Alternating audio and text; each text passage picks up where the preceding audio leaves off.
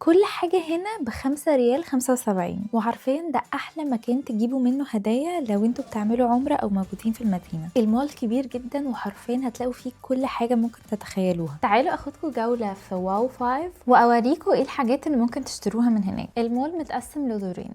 أول ما تدخلوا هتلاقوا قسم المأكولات، وده اللي فيه حاجات بقى زي مثلا الكابتشينو ده، كل دول مثلا ب5 ريال. في مثلا نسكافيه 2 in 1 ده كله ب5 ريال. برضو كابتشينو نسكافيه ده 5 ريال. هتلاقوا حاجات كتير مستوردة بأسعار رخيصة، وحاجات كتير ممكن تاخدوها هدايا زي التمر ده مثلا، في منه بالشوكولاتة والبيستاشيو. شاي كرك. الفكرة ان الحاجات دي لو دخلتوا سوبر ماركت عادي هتلاقوها بأغلى بكتير. شاي الكابوس بتاعنا. هنا بقى سكشن الشوكولاتات، بص كل دي شوكولاتات. بصوا كيت كات، كيت كات دي كلها 5 ريال. بصوا يا جماعة لوكر، لوكر اصلا غالي في مصر اوي بكل انواعه. بصوا دي كلها 5 ريال. بصوا بوب كورن ده غالي اوي في مصر، مثلا ده ب5 ريال برضه. كان عندهم كمان تمر هناك بانواع كتيره جدا صراحه، على سعره ان هو يعتبر ب75 جنيه مصري او $1.50، فده كان حرفيا احلى وارخص مكان لقيت فيه تمر. في تونه بقى ومعلبات عشان الناس اللي هي بتبقى عايزه تجيب معاها معلبات وتاكلها. وفي هنا برضو لبن مكثف. بصوا برضو قهوه تركي.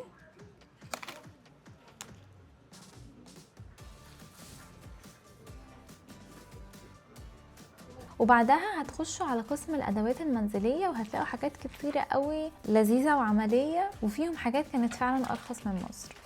لذيذه دي لرمضان وكده. يا جماعه بصوا دول اللي هم الخشب، بجد دول في مصر مش هتقل عن 300 جنيه.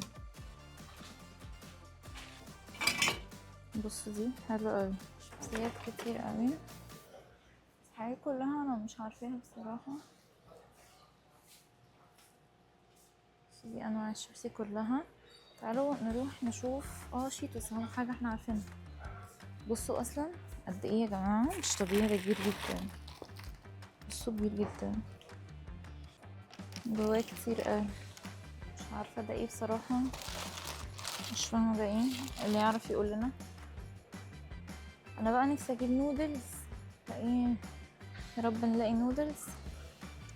بصوا بصوا الشيبسيات كبيره ازاي يا جماعه.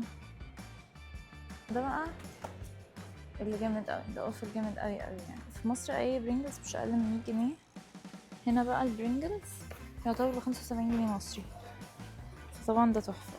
بصوا ده شامبو هيمالايا اللي عندنا في مصر، ده فاتيكا. في بقى كل الحته دي شامبوهات كتير جدا. براندز كمان انا اول مره اشوفها، انا بصراحه جبت دي عشان ريحتها حلوه. استنى اوريها لكم، ريحتها حلوه قوي، بس انا مش عارفه دول ايه بصراحه يعني، بس هنشم لو حاجه عجبتنا نجيبها. الحاجه حجمها كبير جدا، مش عارفه اوصف لكم، مش عارفه لو باين في الفيديو، بس بجد هم حجمهم كبير. هنا بقى دي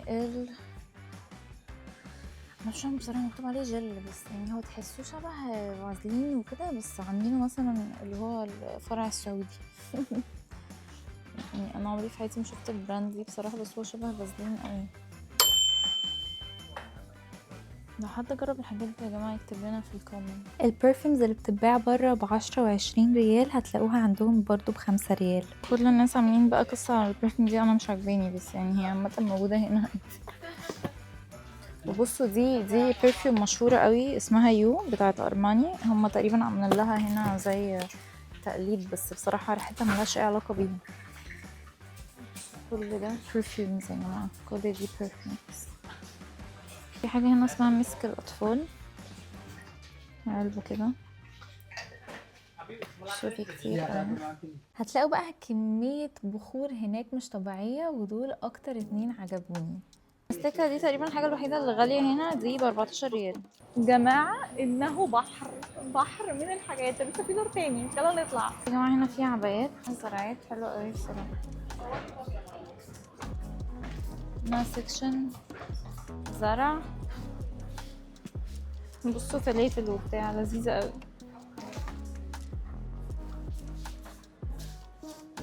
انا مش عارفه ده ايه بس تمام. بصوا يا جماعه الشمعدانات دي في مصر غاليه قوي بصراحه، فانا هجيب منهم. وهنا بقى في الشمع باشكاله، الشمعات لذيذه بصراحه. بصوا دول شكلهم لذيذ، بصوا شكلهم حلو قوي. بصوا الشمعات شكلها تحفه، دي حلوه قوي، شكلها تحفه، ممكن تبقى هديه حلوه قوي بصراحه، تحفه. وبصوا دول بقى، ده دي تقريبا روائح البيت، تحفه دي. عندهم كمان لبس وبيجامات اطفال، في ده اللي هو بتقعدوا عليه زي المجلس او حاجه، طبعا هيبقى صعب تاخدوه معاكم بس يعني موجود. شوفي السجاد ده حلو قوي دي بصراحه. السجاد ده لو بيتحط في الحمام او كده. برضه في سجاد. وهنا بقى ده قسم المكياج تقريبا، وفي قماش كمان.